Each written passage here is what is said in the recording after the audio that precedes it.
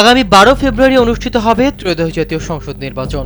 ওই দিনই জুলাই জাতীয় সনদের সংবিধান সংক্রান্ত প্রস্তাবগুলোর বাস্তবায়নের বিষয়গুলো নিয়ে গণভোট অনুষ্ঠিত হবে। এই গণভোটে মোট 48টি সংবিধান সংস্কার প্রস্তাব জনগণের অনুমোদনের জন্য উপস্থাপন করা হবে, যার মধ্যে 19টি মৌলিক সংস্কার হিসেবে চিহ্নিত।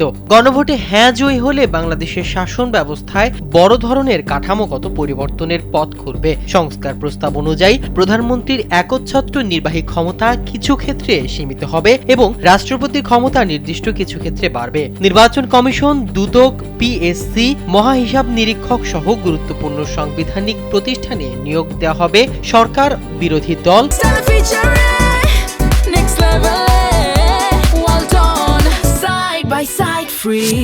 ও বিচার বিভাগের প্রতিনিধিদের সমন্বয়ে গঠিত কমিটির মাধ্যমে। এতে নিয়োগ প্রক্রিয়ায় স্বচ্ছতা ও ভারসাম্যতা বাড়বে বলে আশা করা হচ্ছে।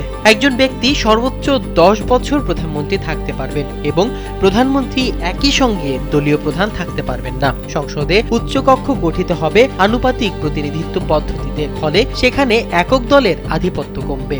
সংবিধান সংশোধনের জন্য নিম্নকক্ষের 2/3 ও উচ্চকক্ষে সংখ্যাগরিষ্ঠ সদস্যের সমর্থন প্রয়োজন হবে। সংসদ সদস্যরা অর্থ বিল ও আস্থা ভোট ছাড়া অন্যান্য বিষয়ে স্বাধীনভাবে ভোট দিতে পারবে। গণভোটে হ্যাঁ জয়ী হলে নির্বাচিত সংসদ সদস্যদের নিয়ে একটি সংবিধান সংস্কার পরিষদ গঠিত হবে, যা 180 কার্য দিবসের মধ্যে সংস্কার সম্পন্ন হবে। একই সঙ্গে জুলাই জাতীয় সনদ বাস্তবায়ন আদেশ এবং অন্তর্বর্তী সরকারের বৈধতাও গণভোটের মাধ্যমে নিশ্চিত হবে। এসব সংস্কার বাস্তবায়িত হলে ক্ষমতার ভারসাম্য, জবাবদিহি ও গণতান্ত্রিক প্রতিষ্ঠান শক্তিশালী হওয়ার সম্ভাবনা তৈরি হবে।